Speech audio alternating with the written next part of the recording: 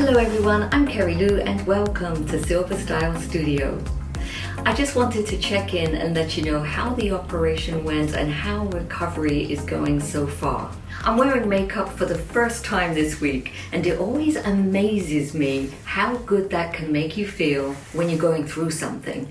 For those of you who missed that video, the operation was to correct the recurrent fissuring of the posterior fourchette, which is a vaginal condition that can occur post-menopause due to decreasing estrogen.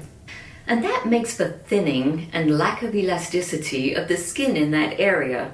If you want a full explanation, please see my previous video. So I'll give you an update. But before I do, I want to thank all of you for being so supportive. I received so many comments that were intelligent and informative. So please read them to find out how others are dealing with this issue. So let's catch up. The operation was about 7 days ago. My husband Joe drove me to the surgical center and we arrived about 6 a.m. The surgery took about 45 minutes to perform and I did receive a general anesthesia. I left the surgical center about an hour after surgery and I wasn't in much pain due to the medication that I received during the procedure. My doctor gave me a prescription for 800 milligrams of ibuprofen, so that did the trick for the first couple of days, and then I was able to go onto the regular 200 milligrams of Advil that you just get over the counter. Right now, 7 days after the operation, the swelling is down and my vagina is beginning to look like her old self again, minus the piece of skin that was repeatedly splitting and giving me trouble. I did receive stitches, of course, so I'm still feeling a little irritation and slight tugging from them, but that's to be expected, I suppose.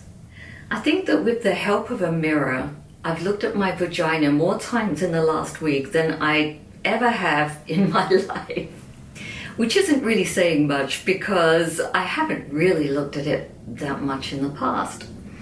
It's something not many of us were encouraged to do in the old days. Quite the contrary.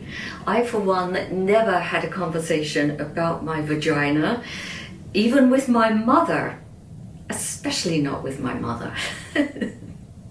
People refer to the vagina as one's privates or simply down there. It's the body part that we dare not speak its name. I believe that's one of the reasons why so many of us are reluctant to discuss our vagina issues, even years later, with people who are really close to us. I was amazed to find out through your comments that so many women are going through the same or similar issues. So here are some of your comments that I thought were really valid.